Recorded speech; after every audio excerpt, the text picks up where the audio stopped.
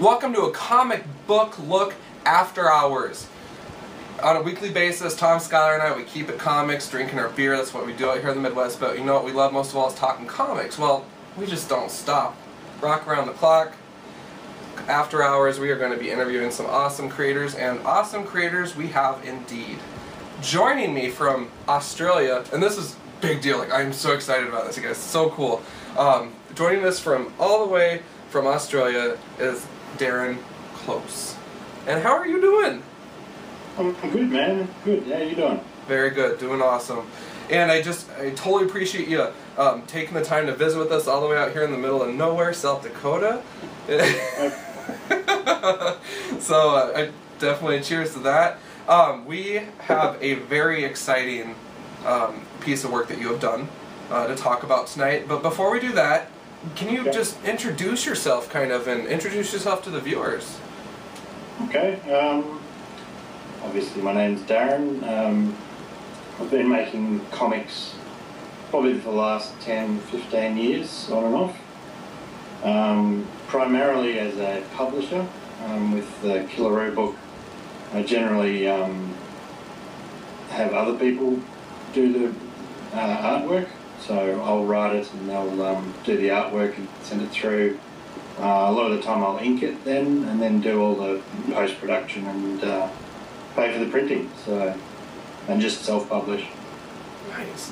In addition to Killeroo, do you have other titles or projects that you've done with other creators, or that you're doing yourself on a steady basis, or just one-offs?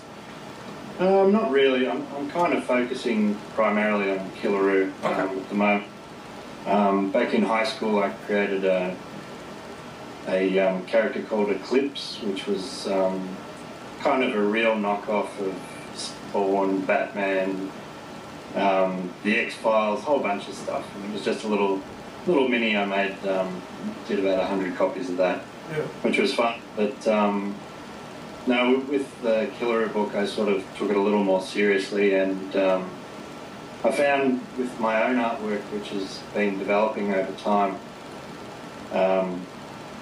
seeing a lot of other Australian artists were a lot better than I was, and I thought, well, you know, just because I'm not good enough, or I don't think I'm good enough to draw my own comics, doesn't mean I can't make my own comics with other people. So, yeah, absolutely. So kind of give us some insight here. The Australian comic community, like, is this something where, are there like lots of local titles out there? Me, of course, I mean, I love just meeting creators of all sorts, you know, so I mean, if you have anyone that I should be checking out, any web comics, anything, you know, that I can get my hands on, what would it be? Top 3? Well, actually, I thought it was funny. I was watching one of your podcasts before, or vodcasts, whatever you want to call it, and you were reviewing Tom Taylor's Darth Maul book, and he's a modern local, so you've already read a few Australian creators. Righteous, man. I love that book. It was so fun. Darth Maul is, well, anything Sith is pretty sweet. That's a pretty sweet book. There's a fairly vibrant local scene. I don't think we can really call it an industry per se, because it's really a lot of small press books distributed mainly to Australian comic book stores. There are some that have gone international, but a lot of them, like Nicola Scott and others, sort of go to work for DC or David Yarton, working on covers for X Factor, I think. Mm-hmm. So, yeah, I'm not sure that there's anything that you could find on your spinner racks over there in South Dakota, really. But we should. We should. We should, yeah. I've had a couple of American comic stores stock Killeroo from time to time. Nice. But they're very like this one here or that one there. It's nothing national or anything like that. Yeah. That's awesome. And it's probably the bulk of it is more indie press, like a lot of not a lot of superhero kind of stuff, which is kind of my bread and butter. And Killeroo, I guess, is sort of my take on an Australian version of that kind of anti-hero kind of character. But no, there's an enormous amount of local books and local talent, so I'm not sure if there's anywhere central that you could actually go to check them out, though, that's all. Sure. Absolutely. Do you guys do like conventions kind of events out there at all, or gatherings? Because you guys, if you have all these cool people doing their things, I'm sure you guys definitely want to powwow and, you know. Well, that's generally what seems to power the local scene a lot, is that people treat those conventions as deadlines to get their new books done, so they've got a new book to take to the convention. Absolutely. And so forth. Absolutely.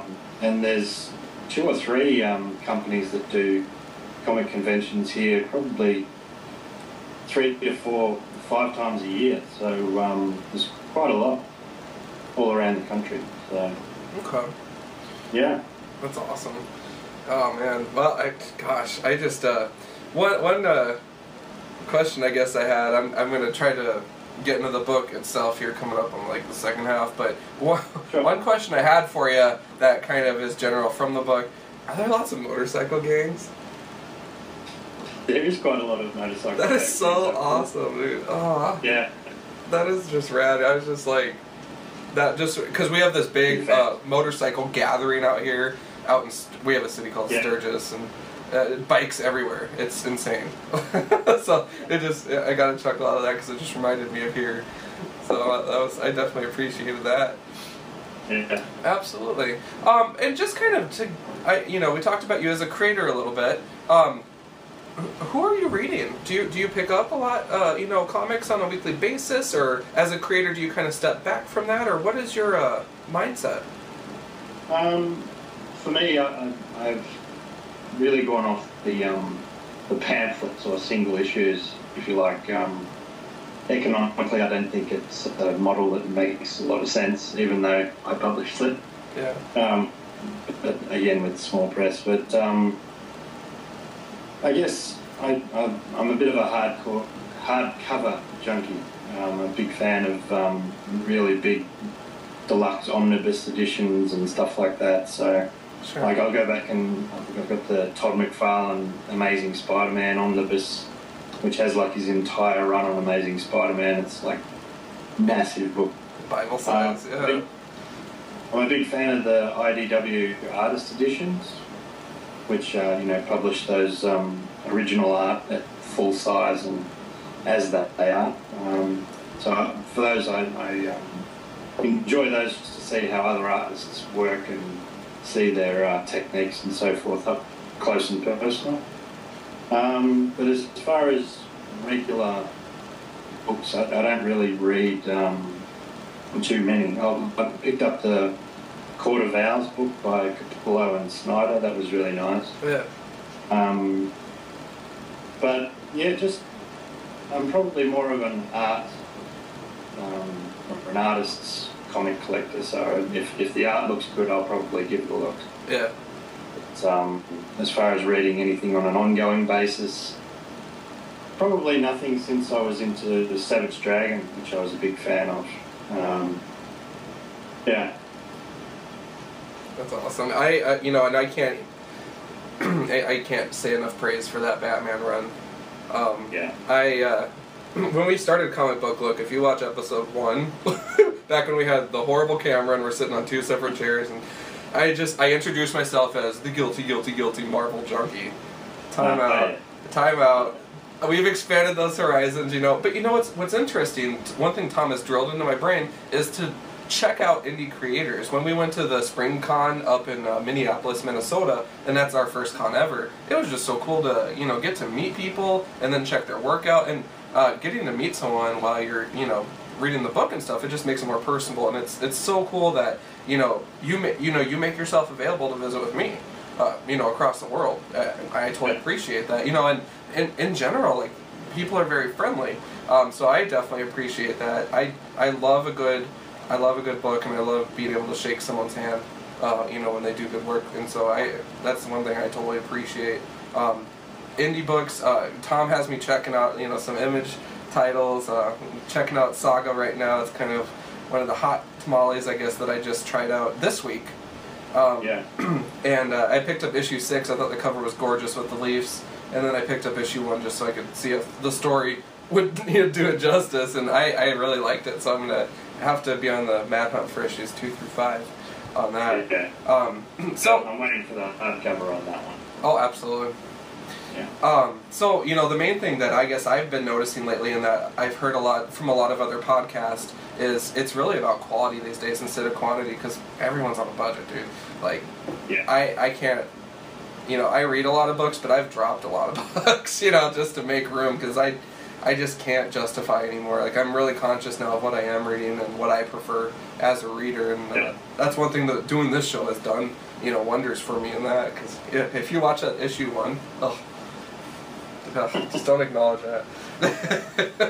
Yeah, a friend of mine, Malcolm, he's pretty big on DC, and when the DC 52 came in, he was buying all of them, all 52 books, and I think he's filtered it down to, I don't know, 20 or so, but yeah, still pretty hardcore. Some of those, man, fell face first just on the first issue. Like, Blue Beetle was one Tom's favorite character. I was looking forward to meeting the character, but the issue was so bad. Like, we both were just like, what just happened, you know? But, you know, just titles like Batman, though, just make me beam with hope, if you will. I just appreciate a good title, and that's definitely one of them. I wish Superman had a good book to represent him, but yeah, me too. I'm not feeling it right now. You know? I have hopes for Justice League as well, but I'm a huge Jim Lee fan, but I picked up the #1 issue and then didn't buy any more after that, and the hardcovers come out and been and gone, and I was just like, nah. Not so much. As much as I like Jim Lee, it's just not my cup of tea. Yeah, no, I hear you. Right on. Well, let me go ahead and we'll get to your book here coming up. I am going to call just a timeout so I can check the camera really quick, and then I'm going to grill you on this book, and I am beyond excited because this was a really fun read, so I'll be right back in like a second, okay?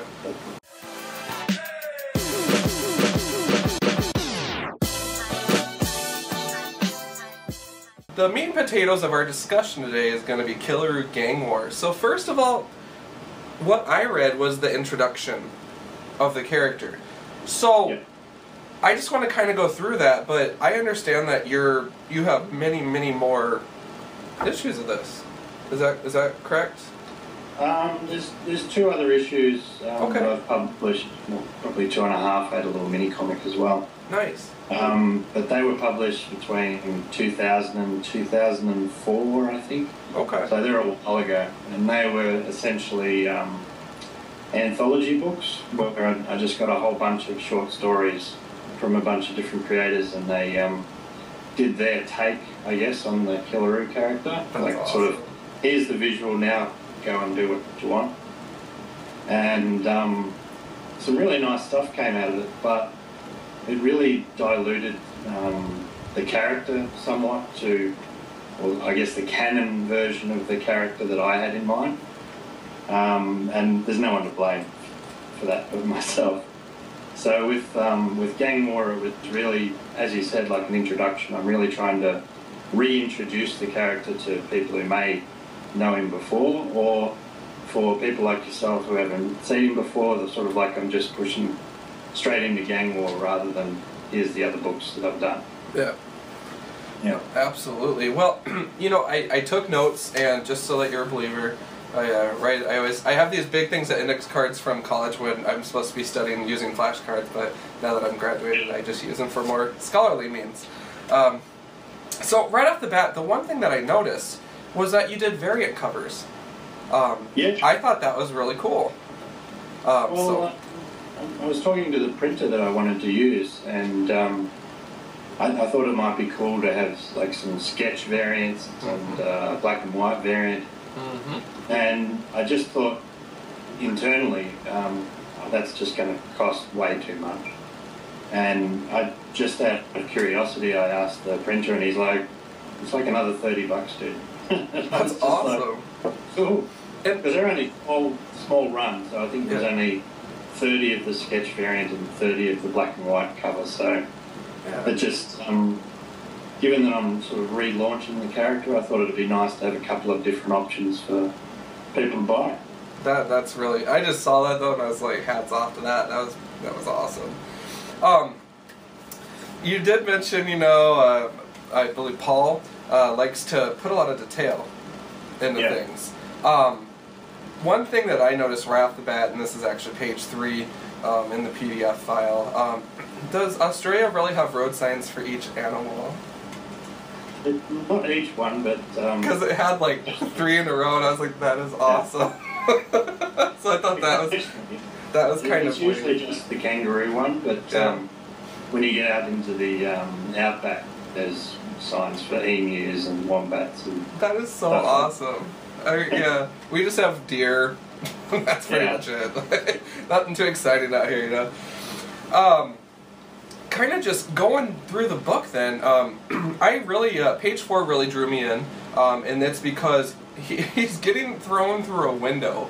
And my reaction at first, and I'm going to kind of just give that to you, was that's an odd introduction for a badass character. And then I was like, wait a minute, he's fighting. He's like in a bar fight. I'd say that's pretty badass, right? So then I was like, that's totally fitting. It's rowdy, it's fun, and we're dealing with biker gangs, so obviously someone's going through a window. That was really cool. You see the bar restaurant getting just torn up between the two gangs. I got such a chuckle out of that. So that was a very cool depiction, I guess, of the character, because he's just kind of crabby looking as he's going through the window. He's happy about it. Yeah. So I'm not sure what comic book influenced me in particular when I was writing that script, but I've always liked those comics where it sort of starts out, it's out in the bush or on the road or something, and everything seems really quite nice and quiet and serene, and there's some nice details and not much really happening, and then just go bang! Yeah. Here's the action. Yeah, it was a shell shock. I just got such a chuckle out of that because I had to think about it, and a comic that makes me think I like. So I really did. I did appreciate that. We're dealing with some gruesome guys here. On page 6, a knife is flying and ends up in someone's eye. I mean, this isn't the guns or anything. I mean, we're getting down and dirty here. Later on in the book, you see chains. People doing the 2-bike thing with chains on it. You got knives, you got trucks being overturned, and so forth. I mean, this is definitely a gruesome setting, which is why I asked you about the biker gangs, because I would assume that maybe not as much fighting, I don't know, but... Well, I've never been in a biker gang per se, so I'm sort of just imagining what it might be like. That's just so awesome. I just don't see a lot of, having submachine guns and all that sort of stuff. It seems to be a more personal kind of rivalry, although that said, most of the time we hear about biker gangs in the news is a shooting, someone gets shot at an airport or something like that. So yeah. Absolutely. I kind of the difference between the gangs I thought was really interesting. The boss Stewie of not the Outback Warriors, but the Red okay. I thought it was interesting that you took the time to kind of explain that, hey, this dude looks badass, but he's actually kind of a Sally, because he sends his minions in to hold people in place, and then he has a gun, which in this book is about, it's kind of a girly thing to do. right? Because the culture here is like, you know, let's let our fists do the talk, and let's, you know, throw people through windows. It's more of a physical book. So that it's funny how the presence of a gun seems so out of place because we're so used to it in every other book that we read. So I really appreciated the making that kind of the foreigner in the book, the gun, and I definitely got a chuckle out of that, and it's kind of a breath of fresh air, to be frank with you. So thanks, dude. So hats off to that. I guess I sort of with that particular the narrative style for that book, because I'm sort of telling a story of Killeroo's past. And really, I mean, it's essentially a 14-page fight. So having it led in real time, where they're just like punch, you know, just sound effects and that sort of thing, I didn't really feel it was going to give the reader enough to get their teeth into. So I thought if I did it as a sort of like a newspaper journalist reflecting back on it and what he thinks happened versus what we're saying actually did happen, might make for an interesting way of telling the story. Absolutely. Kind of continuing on that there, the other thing I did appreciate was their gang is just kind of, you know, led by a coward. The Road Warriors, one guy sacrifices himself for Rufus, which I thought was really neat. Kind of a you don't think heroic when you think of biker gangs, you know. But since we're in that mindset, absolutely, by all means. I mean, that was definitely an interesting twist. Followed by him going ape when, you know, Bruiser, which is one of his main men, passes away, you know, and he just goes crazy. The one thing I did want to elaborate on too was you had made comment that you avoided the sound effects, and you avoided, what I noticed was you avoided the comic bubbles. You don't hear Rufus saying, "I'm kicking your ass right now." What you're hearing, and one thing that I kind of appreciated, it was written more as a recollection or a newscast of sorts, kind of depicting it, and it's, you know, I don't get to see that as much as I'd like. You know, in fact, I can't even remember the last time I saw a fight scene that didn't involve, I'm going to do this, this, and this, and I'm going to call Batman and Robin and Cyclops and whatever else. You know, like, I really appreciated the fact that you're just kind of explaining how he's normally a gentle giant unless you piss him off. You know, very eloquently put. I really, I did get a kick out of that, and that was very cool. That stood out to me over the last few pages. Cheers, man. Yeah. I've always been someone who agrees with the, I'm not sure what the actual phrase is, but basically, show, don't tell.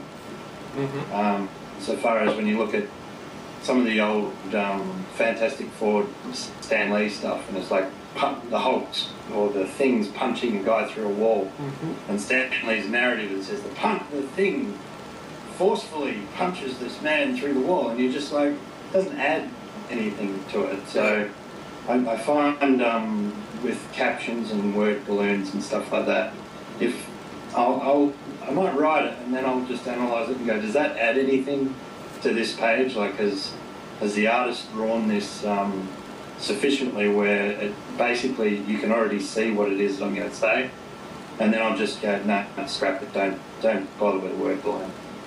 And I guess with this one, because it is kind of a recollection of the events, I thought if you brought in word balloons and sound effects and so forth, then I was worried it might clash a little in that, okay, we've got real-time reporting and then we've got recollection reporting, and I thought the two might interfere with one another, so I just went with the one. I overall though, I know that I kind of was drawn to the art, and when I went through the second time around, I definitely focused more on like what was going on, the combination of the two, and I just got such a kick out of that. Like I did that was one thing I wrote down. Other than that, just kind of your note at the end for I hate Paul. You know, just I love seeing people have fun with their coworkers. You know, and when you guys pull a project off like this, like, I can't even imagine how much work went into this, you know, hours upon hours upon hours, and, you know, I'm glad that, you know, you guys do have that camaraderie, and that you are working on these projects together. Did you guys also do the other 2 issues? No, this is the first time I've worked with Paul on my own book. I've inked a book that he did a few years back called Witch King, which was a graphic novel for an Australian publisher. So I've worked with him before, but not directly. So awesome. So yeah, no, he's a very talented artist. So I was thrilled with the pages that I got back. Yeah, absolutely. Well, you know, apart from when I had to ink them. You know, I told myself I wasn't going to do this because it kind of puts me in the hot seat, it puts you in the hot seat, but since you love that beer rating system so much, and, you know, we are keeping it comics, you know, just like Comic Book Look, I am going to go ahead and give it a full 6-pack just because I'm generous and because I really did enjoy it. Plus, Rue has a pouch, so he's going to need something to put in, you know, so a whole 6-pack is awfully generous. So, and it's fitting. I enjoyed the book. I really appreciate, you know, you reaching out to us, and I just, you know, it's been a while since I've read something like fun like that. You know, it's a good break from my normal pull list, which is bad that I'm buying these things, you know. But I do it mainly for a character, keeping up with them, you know. So this was one that I definitely enjoyed, and I totally appreciate you sharing that with us. And the guys did have a chance to read it as well when you did originally send it, and they did like it as well, just so you know. Huh. So. Thanks, man. Absolutely. Yeah. Well, I tell you what here, before we wrap up the show, where can we find you at online? I have a Facebook page for Killeroo. I think it's just Facebook.com/Killeroo. I think that actually might be my own Facebook nickname, but if you just look up Killeroo, you'll see the kangaroo guy there. So. Okay. So on Twitter, which is also at Killeroo, and Killeroo.com, which is where I have a blog, and I link to all those other things I just mentioned. So. Very good. Okay. Well, I will definitely make sure that we get those on there in text for people and beneath the video and all that stuff. And cheers, man. Absolutely. Hey guys, John from A Comic Book Look here. Just wrapped up episode 1 of A Comic Book Look After Hours. Camera died right at the very end, so we lucked out. But man, I definitely... it just made Skylar look like Zeus. You know, we give him so much crap, but he does a super good job. So anyways, just wanted to again thank you guys for tuning in. Thank you, Darren, for stopping by. It was awesome getting to visit with you. You guys know the drill. @John on Demand, @A Comic Book Look. Check us out. And as always, keep it comics.